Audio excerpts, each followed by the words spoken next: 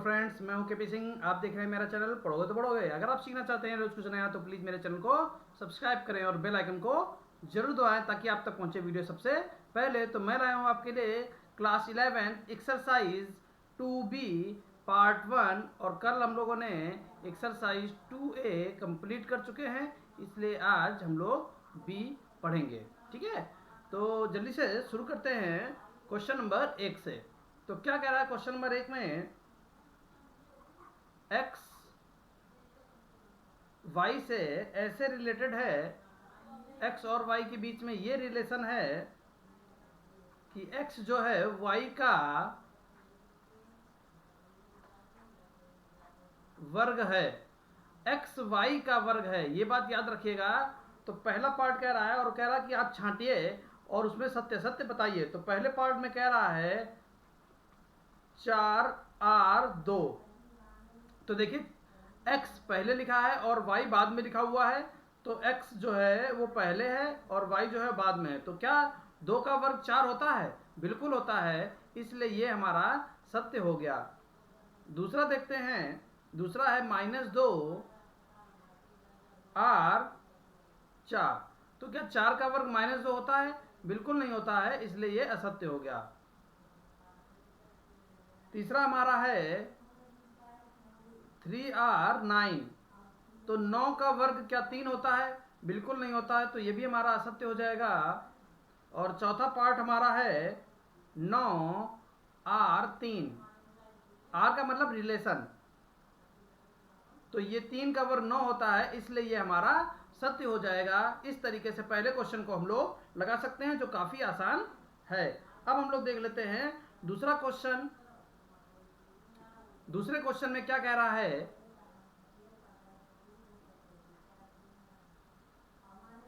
एक समुच्चय x है जहां लिखा है 1 2 3 4,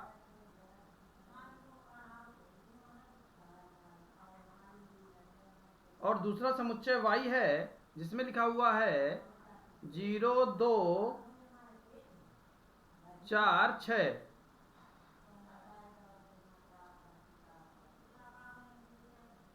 और एक्स वाई ऐसे क्रमिक युग्म ज्ञात करना है।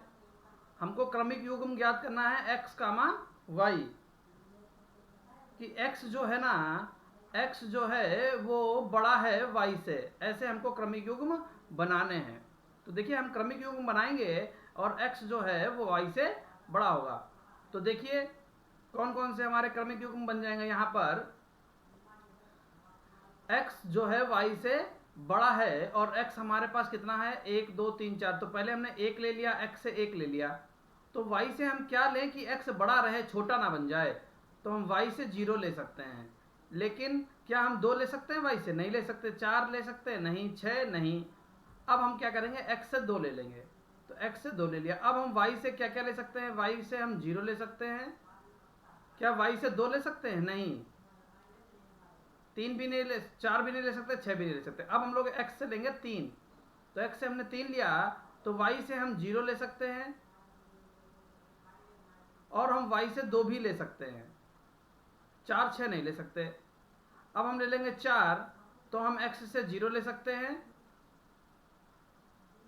x से 4 ले लिया, y से हम 0 ले सकते हैं और y से हम 2 भी ले सकते हैं। तो 4 कामा 2, बाकी 4 6 हम नहीं ले सकते। तो इस तरीके से ये हमने क्रमिक युग्म का समुच्चय बना लिया है। तो इस तरीके से क्वेश्चन नंबर 2 हम लोग हल कर सकते हैं।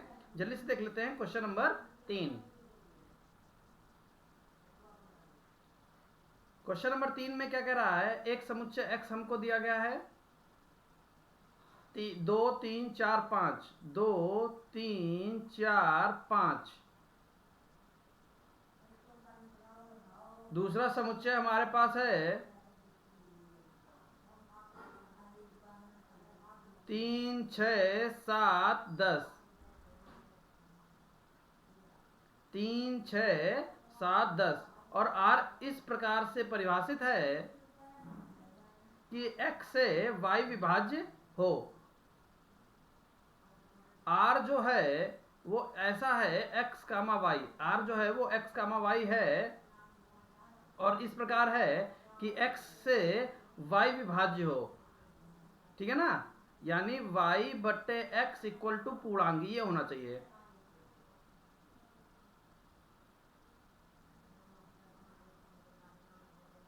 ठीक, ये हमारा पास होना चाहिए।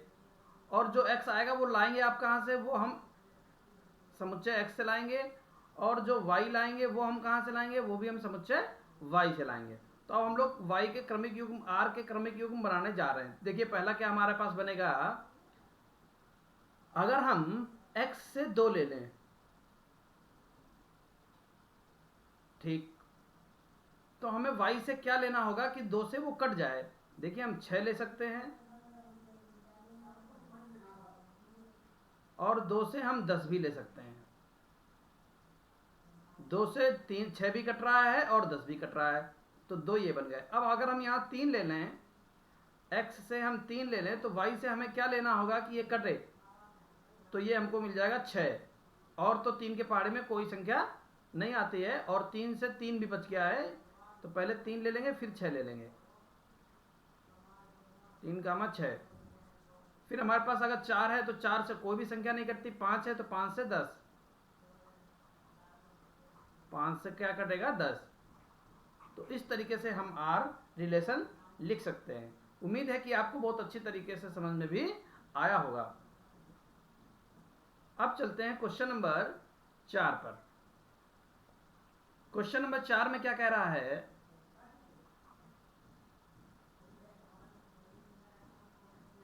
x एलिमेंट है 2, 4, 6, 8।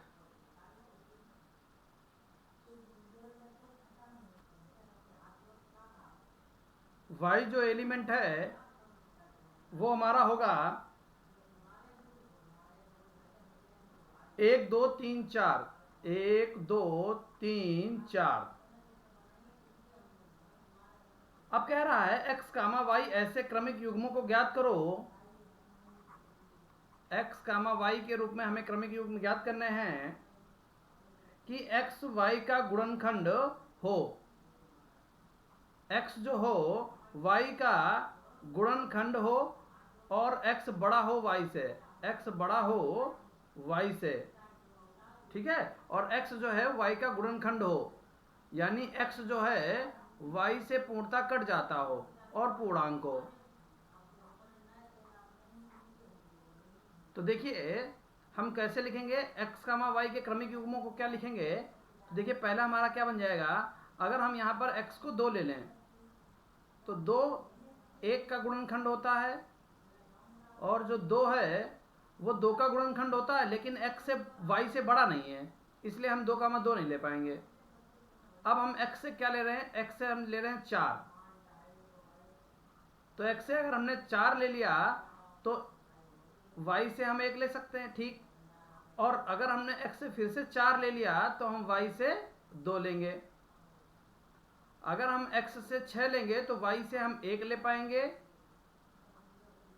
2 ले पाएंगे और 3 ले पाएंगे, ठीक है। और हर कंडीशन में x बड़ा होना चाहिए, ये भी याद रखिएगा। अब अगर हम 8 ले लें तो हम 1 ले पाएंगे, 2 ले पाएंगे, लेकिन 3 नहीं ले पाएंगे, और 8 कामा 4 भी ले पाएंगे। तो इस तरीके से क्वेश्चन नंबर 4 हम लोग लगा सकते हैं। उम्मीद है कि आपको बहुत अच्छी तरीके से समझ में आया होगा। अब चलते हैं क्वेश्चन नंबर 5 पर। क्वेश्चन नंबर 5 में क्या कह रहा है, वास्तविक संख्याओं में एक संबंध r इस प्रकार से है कि x r y, x y से ऐसे रिलेटेड है कि 2x प्लस 3y बराबर 4। 2x प्लस 3y बराबर 4 है। तो अब कह रहा है यहाँ पर सत्य सत्य छाटिए। पहला पार्ट हमारे पास क्या दे रखा है, 0r1, यानी अगर x की वैल्यू 0 है तो क्या r की वैल्यू 1 आएगी। जल्दी से हम लोग ओरली चेक कर लेते हैं। यहाँ पर हम 0 रखते हैं, यहाँ हमने 0 रखा तो 2 गुणे 0 0 हो गया, 0 दर भेज देंगे, 4 में से 0 जाएगा, 4 बचेगा। गुणे की चीज़ बटे में जाएगी तो 4/3 होना चाहिए, यहाँ तो 1 लिखा हुआ है y के स्थान पर, तो ये हमारा हो गया असत्य। उम्मीद है कि आपको बहुत अच्छी तरीके से समझ में आया होगा। फिर से हम यहाँ रिपीट कर देते हैं। x की जगह पर हम यहाँ 0 पुट करेंगे। x की जगह पर जब हमने 0 पुट किया तो 2 भी 0 से गुणा होगी 0 बन जाएगा, उसको उधर भेज देंगे, 4 में से 0 जाएगा 4 रहेगा, और गुणे की चीज बटे में भेज देंगे, y बराबर 4/3 होगा। लेकिन यहाँ y का मान कितना दे रखा है 1। तो ये पहला पार्ट हमारा गलत हो गया। अब आ जाते हैं दूसरे पार्ट पर। दूसरे पार्ट में दे रखा है 1r 2/3। तो देखिए अगर x की जगह पर हम 1 रख दें, x की जगह पर 1 रखेंगे, 2 1 कम 2, और इसको उधर भेज देंगे, 4 में से 2 जाएंगे 2 बचेंगे, गुणे की चीज बटे में जाएगी, तो y बराबर 2/3 बिल्कुल सही लिखा हुआ है। दूसरा पार्ट बिल्कुल सही लिखा हुआ है। तीसरा पार्ट चेक कर लेते हैं इसका। 2/3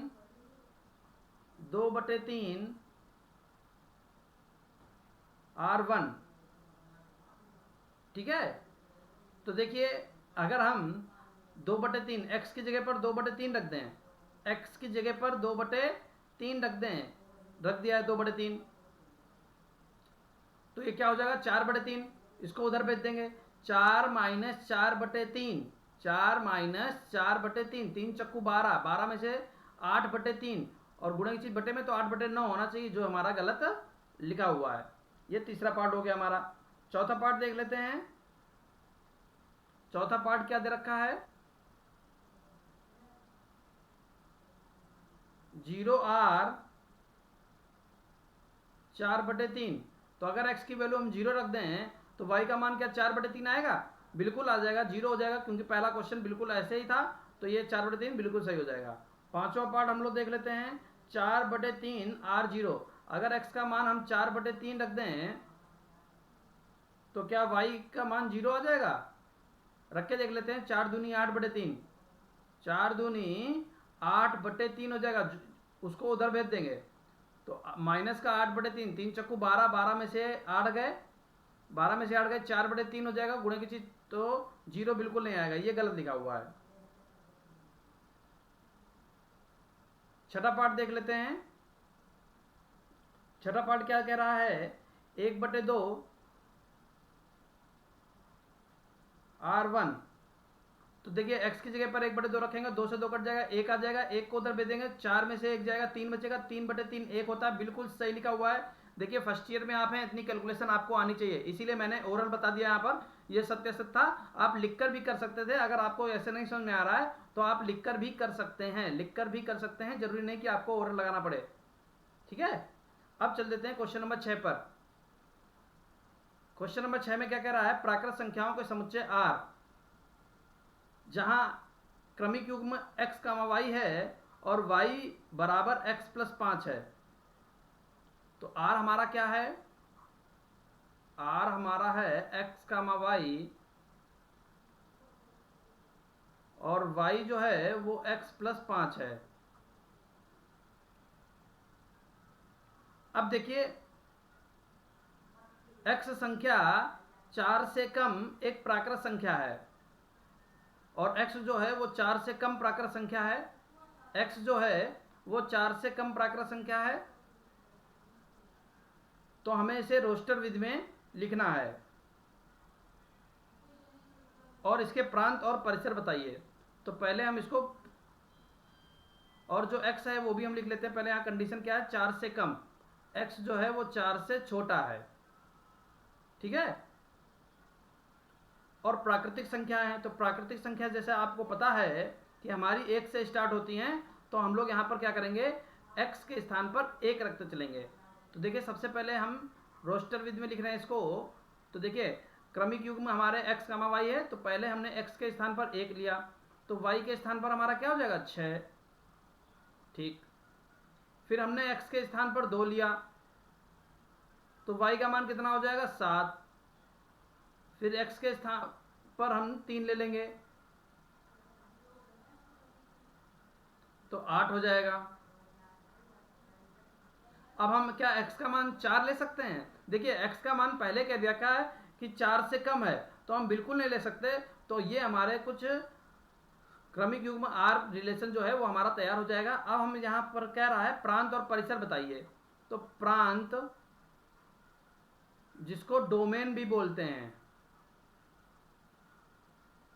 और परिसर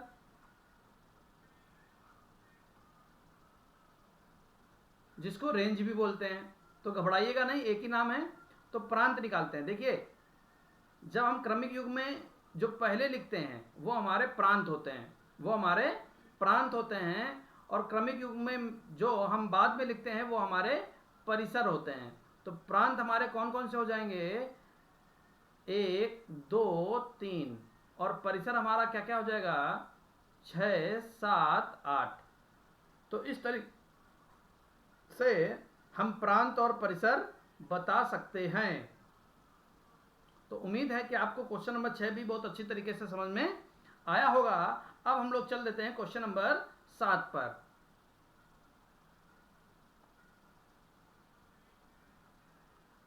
तो क्वेश्चन नंबर 7 में क्या कह रहा है? a बराबर 1 2 3 5। एक समुच्चय A है जिसमें अवयव हैं 1 2 3 5। दूसरा समुच्चय हमारा B है जिसमें अवयव हैं 4 6 9।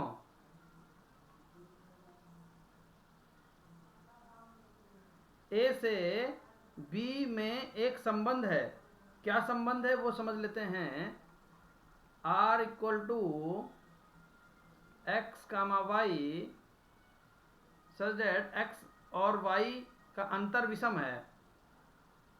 एक्स अंतर वाई बराबर विषम।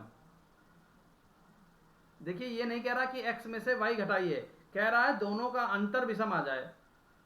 और जो x है वो हमारा a से आएगा और जो y है वो हमारा b से आएगा। ये पूरी बात यहाँ दे रखा है।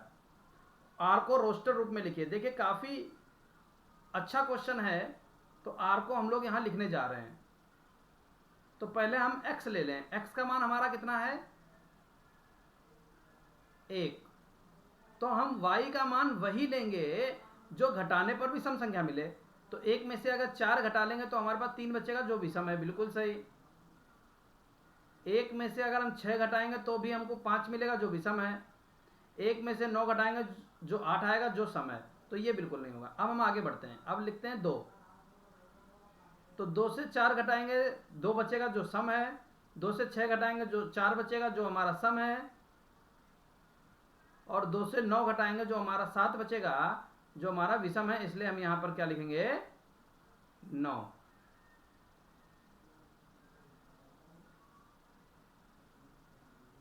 अब 3 से लिखेंगे 3 कामा 4। 3 4 घटा लेंगे तो 1 बचेगा। और 3 कामा 6।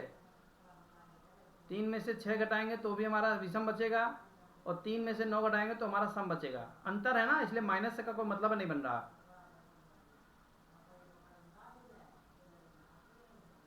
अब आगे क्या कह रहा है? 5 लिया हुआ है। तो 5 में से 4 जाएगा 1 बिल्कुल। 6 में से 5 जाएगा 1 बिल्कुल लिख लेंगे। और 9 कामा 5 बिल्कुल नहीं लिखेंगे। देखिए, यहाँ पर गलत लिख गया है। 5 पहले रहेगा 6 बाद में रहेगा। तो 5 कामा 6, ये 5 कामा 6 लिखा हुआ है। तो इस तरीके से क्वेश्चन नंबर 7 हम लोग लगा सकते हैं। बड़े अच्छे से आपको समझ में आ रहा होगा। अब चलते हैं क्वेश्चन नंबर 8 पर।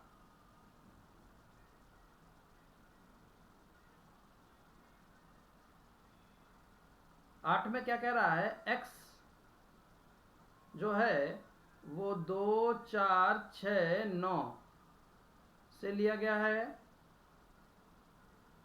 y जो एलिमेंट है वो समुच्चय 4 6 18 27 54 के समुच्चय से लिया गया है। तो x कामा y के ऐसे क्रमिक युग्म को ज्ञात करो कि x y का गुणनखंड हो। बिल्कुल ऐसा क्वेश्चन हम लोगों ने लगाया था। x जो है y का गुणनखंड हो, x गुणनखंड हो y का, और x जो है वो छोटा है y से। ठीक है, x y का गुणनखंड हो। तो चलिए,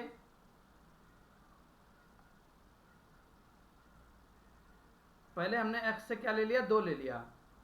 तो y से हम क्या ले सकते हैं? 4 ले सकते हैं। 2 कामा 6 ले सकते हैं। 2,18 ले सकते हैं, 2,27 नहीं ले पाएंगे, 2,54 ले सकते हैं।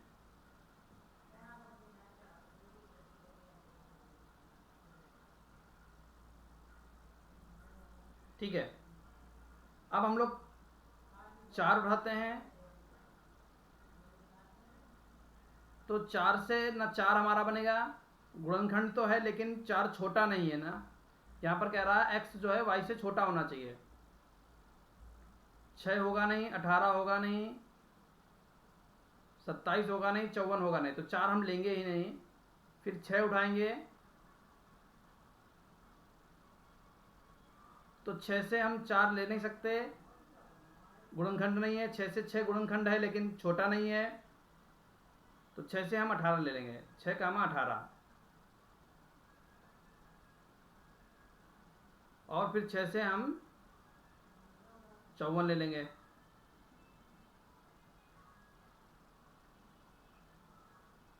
फिर हम यहाँ 9 ले सकते हैं, 9 18, 9 27 और 9,54। देखिए हर जगह x जो है y का गुणनखंड है और छोटा भी है x y से। तो इस तरीके से हम इसको लगा सकते हैं। उम्मीद है क्वेश्चन नंबर 8 आपको बहुत अच्छी तरीके से समझ में आया होगा। अब हम लोग चल देते हैं क्वेश्चन नंबर 9 पर। क्वेश्चन नंबर 9 में क्या कह रहा है, a बराबर हमको दे रखा है 2, 3, 4, 5, 6। तो निम्नलिखित संबंधों के अवयवों को बताइए। पहला पार्ट हमसे क्या कह रहा है, पहला पार्ट कह रहा है x, y ऐसे हैं कि a क्रॉस a x बराबर y, यानी a क्रॉस a से क्रमिक युग्म को लिया गया है जहां x और y जो हैं आपस में क्या हैं, बराबर हैं। तो बिल्कुल हम लोग ले लेंगे, तो क्या बन जाएगा 2, 2, 3, 3, 4, 4, 5, 5, 6, 6। दूसरा पार्ट हमारा क्या है, x बड़ा है y से, x जो है वो y से बड़ा है। पहले लिख लेते हैं यहाँ पर x, y एलिमेंट है a क्रॉस a, जहाँ x बड़ा है y से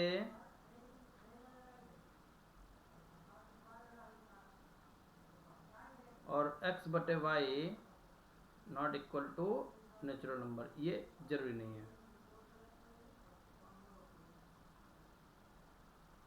तो देखिए x बड़ा है y से, तो x को बड़ा कर दीजिए। जैसे अगर हम यहाँ 2 ले लेंगे तो बनेगा नहीं, 3, 2, ठीक है, 3, 3 बनेगा नहीं, 4, 2, 4, 3,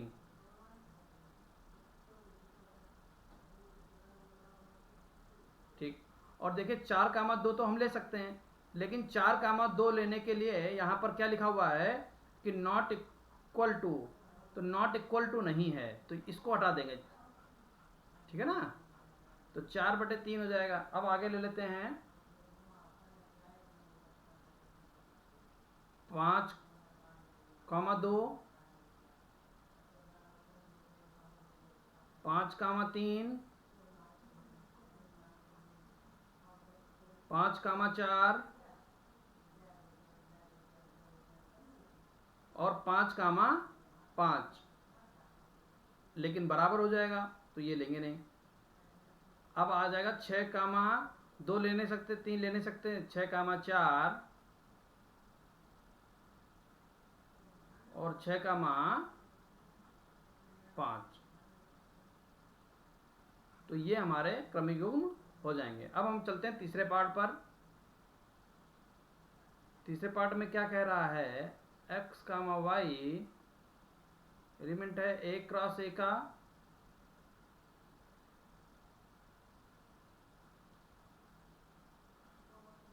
जहां x जो है y का गुणनखंड है,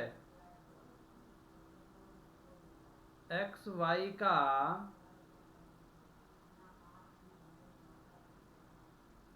गुणनखंड है और x not equal to y, और x जो है वो y के बराबर नहीं होना चाहिए। चलिए ठीक है, तो x लीजिए आप, x में हमारे पास 2 है, तो 2 किसका गुणनखंड है, 3 का तो है नहीं, 4 का गुणनखंड है, 2 6 का गुणनखंड है।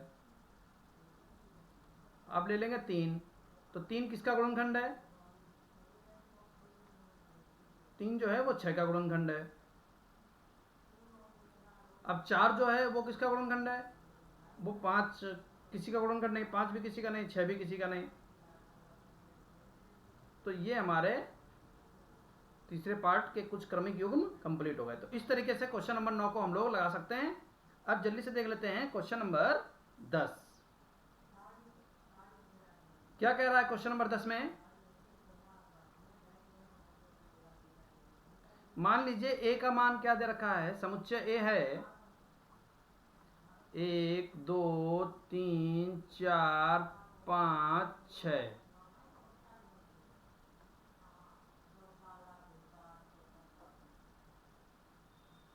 और मान लीजिए कि r जो है वो a पर a कामा b ऐसे है,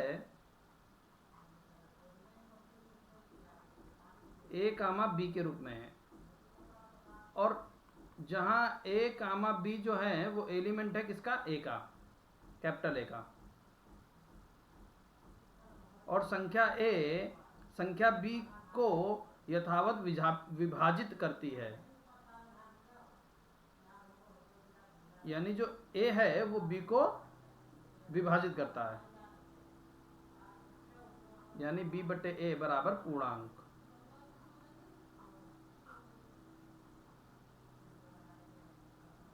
विभाजित करती है द्वारा परिभाषित एक संबंध है, ठीक। तो r को रोस्टर रूप में लिखिए, तो इसको हमें रोस्टर रूप में लिखना है। तो देखिए यहां पर हम लोग r कैसे बनाएंगे, r बराबर, तो 1 कामा 1 1 कामा 2 1 कामा 3 1 कामा 4 1 कामा 5 1 कामा 6 2 कामा 2 2 कामा 4 2 कामा 6 3 कामा 3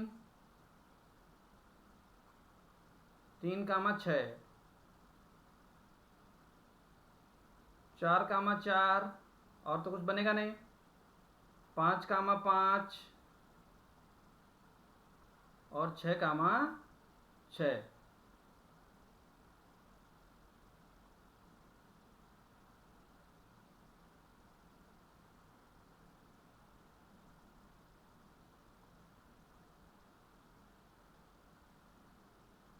तो ये हमारा हो गया क्वेश्चन नंबर 10। देखिए क्वेश्चन नंबर 10 में यहाँ पर 5 नहीं है, लेकिन हम लोगों ने 5 ले लिया, तो कोई बात नहीं, आप उसी तरीके से समझ सकते हैं, घबराने वाली बात नहीं है, आप किताब के अनुसार लगा सकते हैं। बस इस क्वेश्चन में आंसर मैच नहीं करेगा, क्योंकि यहाँ पर हम लोगों ने जो समुच्चय ए लिया है वो 1 2 3 4 के बाद 5 नहीं है, 6 दिया गया है, इसलिए क्वेश्चन थोड़ा सा आंसर इसका वेरी कर सकता है।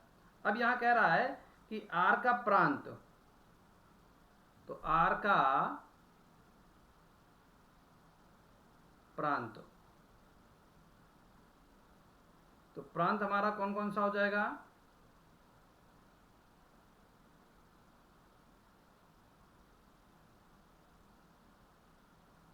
तो देखिए प्रांत हमारे पास है 1 2 3 4 5 और 6, ये हमारे प्रांत हो जाएंगे। और R का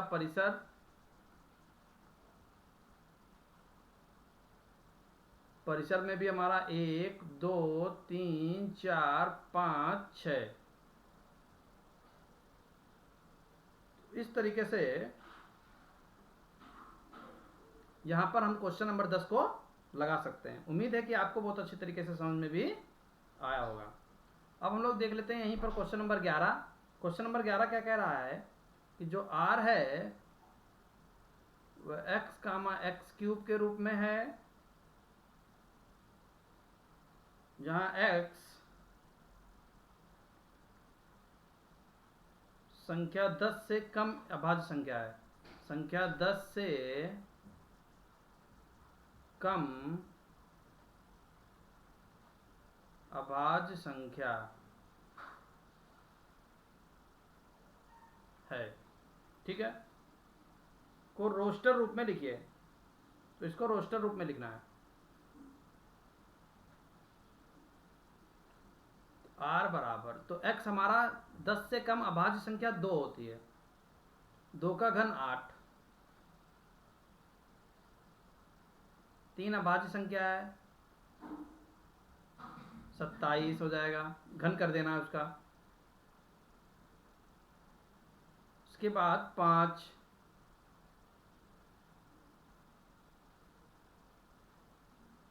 और 5 के बाद 7, और इसके बाद हमारी अभाज्य संख्या 11 बन जाएगी, जो हमको लेना नहीं है क्योंकि 10 से कम लेना था। तो इस तरीके से क्वेश्चन नंबर 11 हम लोगों ने लगा लिया है। अब हम लोग देख लेते हैं क्वेश्चन नंबर 12 क्या कह रहा है। क्वेश्चन नंबर 12 में मान लीजिए a जो है वो है x, y, z। b जो है वो 1, 2 है। तो a से b के संबंधों की संख्या ज्ञात कीजिए। संबंधों की संख्या बतानी है, तो नंबर ऑफ a बराबर कितने हैं 3, नंबर ऑफ b कितने हैं 2। तो संबंधों की संख्या पूछ रहा है, संबंधों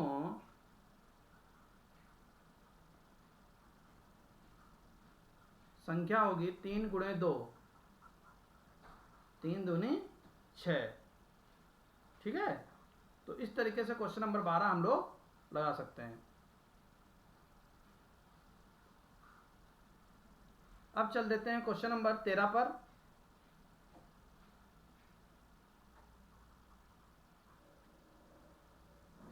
निम्नलिखित संबंधों के डोमेन एवं रेंज ज्ञात कीजिए। x+1, x+5, x+1 और x+5 दे रखा है, जहां जो x है वो 2, 4, 6, 8 से लिया गया है।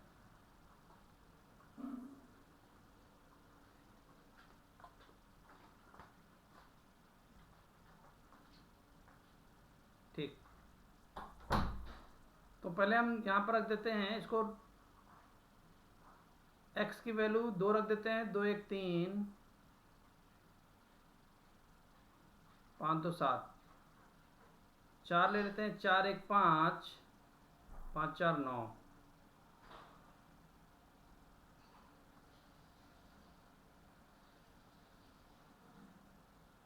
6 ले लेंगे तो 6 1 7, 6 5 11, 8 1 9, 8 5 13। तो ये हमारा 13वां पार्ट लग गया। अब इसमें डोमेन और रेंज पूछ रहा है, तो डोमेन जो होता है वो हमारा क्या होगा, डोमेन जो है वो हम यहां लिख लेते हैं डोमेन, जिसको हम लोग प्रांत बोलते हैं।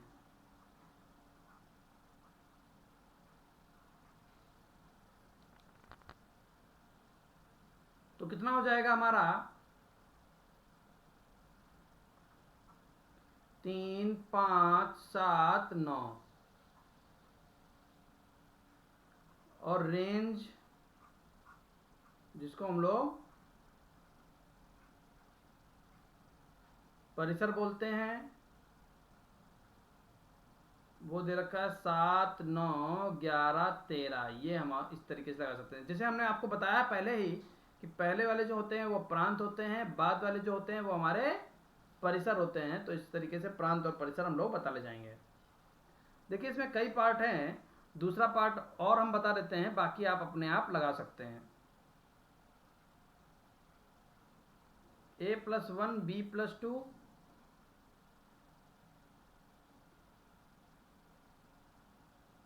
और a जो है वो नेचुरल नंबर है, a का मान 5 से कम है और b का मान 6 से कम है। a का मान 5 से कम है, b का मान 6 से कम है।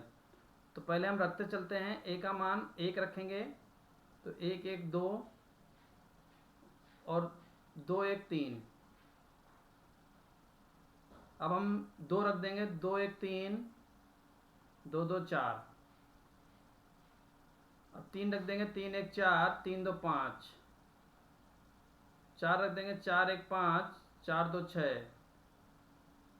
अब 5 नहीं रख सकते क्योंकि a का मान 5 से कम है, ठीक है, और b का मान 6 से कम है। तो हम लोग a का ही मान नहीं रख सकते, तो b का मान भी नहीं रख पाएंगे।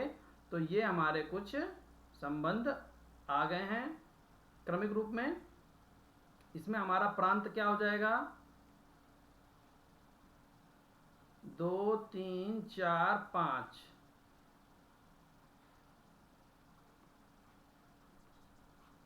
और परिसर क्या हो जाएगा, 3, 4, 5, 6। तो इस तरीके से क्वेश्चन नंबर 13 को हम लोग लगा सकते हैं। तो इसके तीसरे पार्ट और बाकी पार्टों को आप अपने बड़े आसानी से कर सकते हैं। जो पहले लिखे हुए हैं वो डोमेन और जो बाद में लिखे हुए हैं वो रेंज होते हैं। अब चल देते हैं क्वेश्चन नंबर 14 पर। क्वेश्चन नंबर 14 में पहला पार्ट क्या कह रहा है,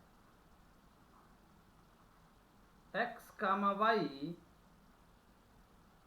ऐसे हैं कि x 5 का गुणज का गुणक और y 7 का गुणक है।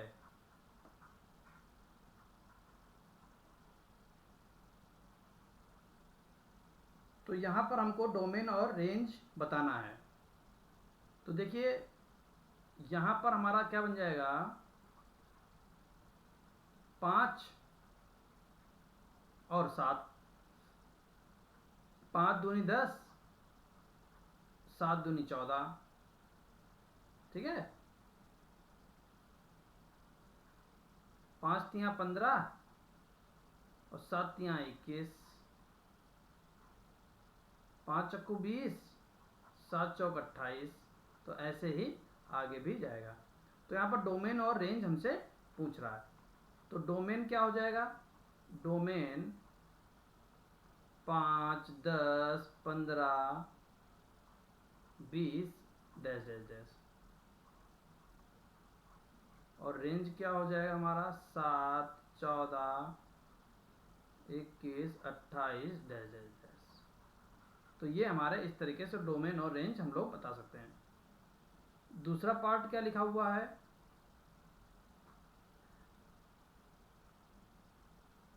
x, y, जहां x, y जो हैं वो नेचुरल नंबर हैं और x + y = 5। तो देखिए यहाँ पर हम लोग ले लें, अगर x का मान 1 ले लेंगे तो y का मान कितना हो जाएगा, 4, ठीक है। यहाँ रख दीजिए और उसको पक्षांतर कीजिए, उधर निकाल लेंगे।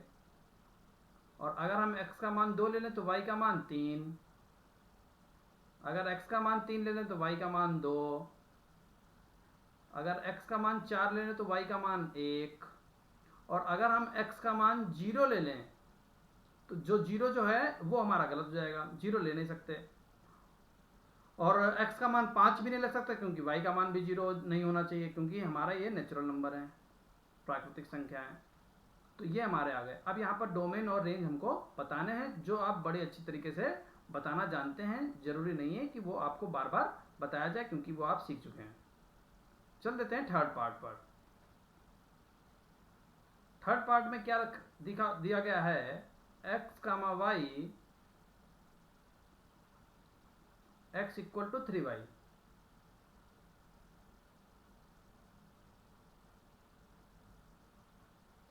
x कामा वाई जो है वो 7 से कम धन पूर्णांक है।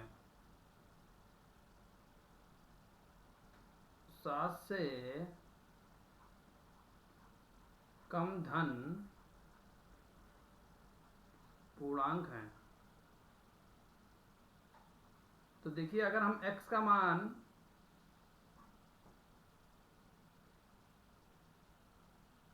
x जो है वो तिगुना है y से, तो x का मान हम नहीं, y का मान अगर 1 ले लें तो x का मान 3 हो जाएगा। तो 3 कामा 1, ठीक है। x बराबर 3y लिखा है ना, ठीक।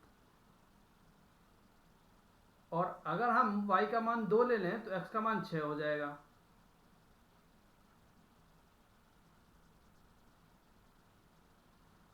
और अगर हम y का मान 3 ले लें तो x का मान 9 हो जाएगा, जो हमारा 7 से कम धन पूर्णांक होना चाहिए, जो हमारा गलत हो जाएगा,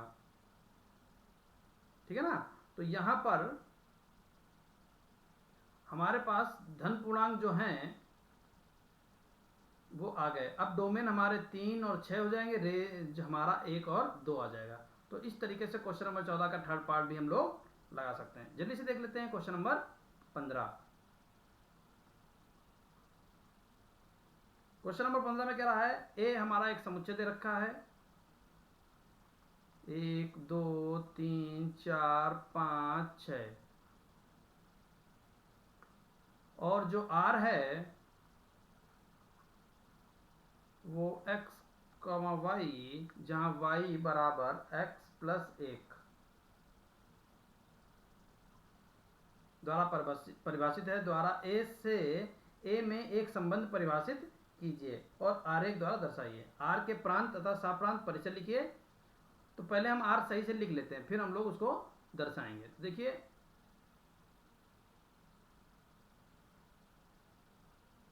x का मान अगर हम 1 ले लें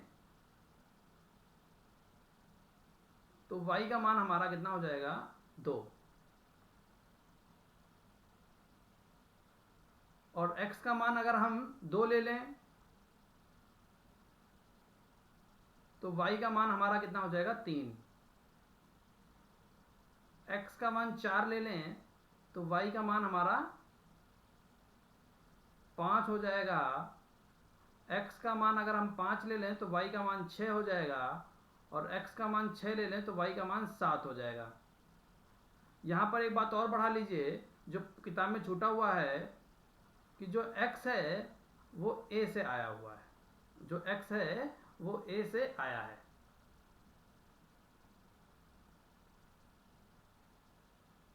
तो अब हम लोग यहाँ पर क्या करेंगे, इसको ऐसे 2 सर्कल से बनाएंगे और यहाँ लिख लेंगे 1 2 3 4 5 6, और यहाँ लिखेंगे 1 2 3 4 5 6 7। तो जब 1 रखा तो आपका आंसर कितना निकल के आया, 2, ठीक है। ये तीर आरेख बना रहे हैं। जब 2 रखा तो संबंध कितना निकल के आया, 3। जब 3 रखा तो 4, 4 रखा तो 5, जब 5 रखा तो 6, और जो 6 रखा तो 7, ठीक। तो ये हमारा हो गया तीर आरेख। ये पहला पार्ट हो गया। दूसरे पार्ट में क्या कह रहा है, प्रांत और परिसर बताइए। तो प्रांत, सहप्रांत भी बताना है, सहप्रांत और परिसर। तो प्रांत हमारे कौन कौन से हैं, 1 2, यहाँ पर शायद हमने 3 4 वाला छोड़ दिया है, ठीक छूट गया था। 1 2 3 4 5 6 ये हमारे प्रांत हैं। और सह प्रांत हमारे क्या है, देखिए जो भी हमारे पास, चाहे वो प्रांत हो चाहे परिसर में हो, जो भी हमारे पास आया है वो सब हमारे सह प्रांत हो जाएंगे। 1 2 3 4 5 6 7, और परिसर में जो हमारा आंसर आया 2 3 4 5 6 7, ठीक है। तो इस तरीके से प्रांत और परिसर हम लोग बता सकते हैं। तो क्वेश्चन नंबर 15 हो गया, ठीक है। यहाँ पर थोड़ा सा छूट गया था, माफ कीजिएगा, तो उसको सही कर लीजिएगा। तो इस तरीके से क्वेश्चन नंबर 15 लगाते हैं। जल्दी से चलते हैं क्वेश्चन नंबर 16 पर। क्वेश्चन नंबर 16 में ए बराबर दे रखा है 1 2 3 4 डैश डैश डैश 14 तक, और आर जो है एक्स कामा वाई, जहां 3x माइनस वाई बराबर 0 और x और y दोनों जो हैं वो ए से आ रहे हैं।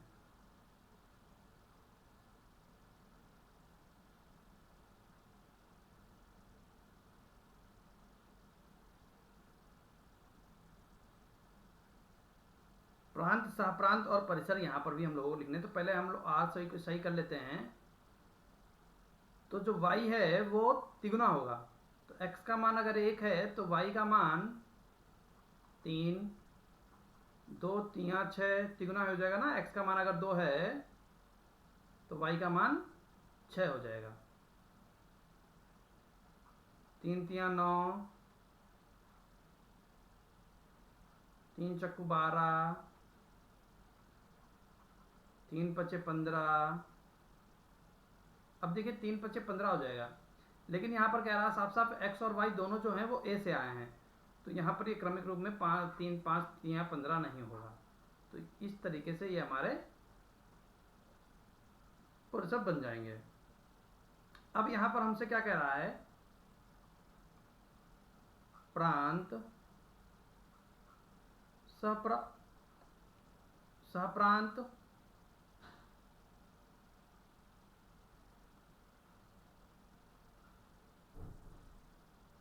और परिसर बताइए। तो प्रांत में आया है 1 2 3 4। सह प्रांत में हमारा क्या आया है 1 2 3 4 6 9 12,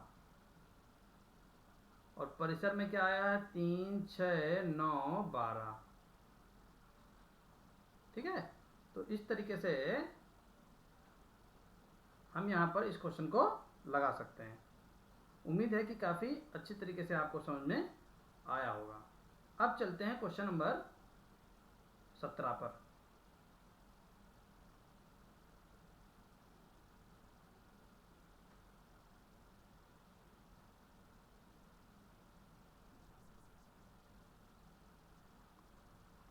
क्या दे रखा है, आर जो है x कामा x प्लस 5, और जो x है वो आया है 0 1 2 3 4 5।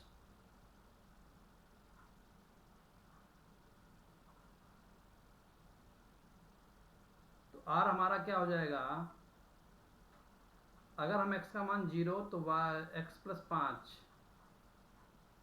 अगर हम 1 ले लें तो कितना हो जाएगा 6 2 7 3 8 4 9 5 10। तो ये हमारा आर हो जाएगा, जिसमें हमें प्रांत और परिसर बताना है, जो आप बहुत अच्छी तरीके से जानते हैं।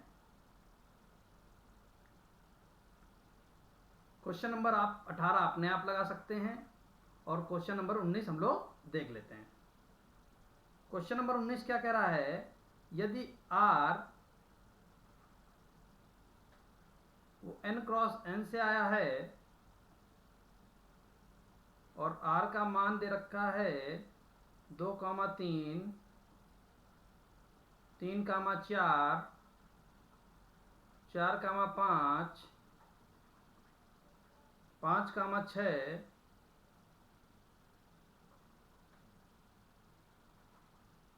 तो R इनवर्स बताइए। तो आपको क्या करना है, डोमेन को रेंज में ले दीजिए, रेंज को डोमेन में ले दीजिए।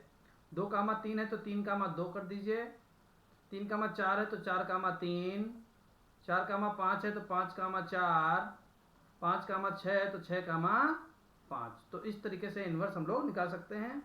क्वेश्चन नंबर 20 काफ़ी आसान है, वो आप अपने आप कर सकते हैं। तो इस तरीके से एक्सरसाइज 2B कंप्लीट होती है। उम्मीद है कि आपको बहुत अच्छी तरीके से समझ में आया होगा। अगर आपको मेरा बताया अच्छा लगा है तो प्लीज़ वीडियो को लाइक कर दें और चैनल को सब्सक्राइब कर लें। Thank you for watching.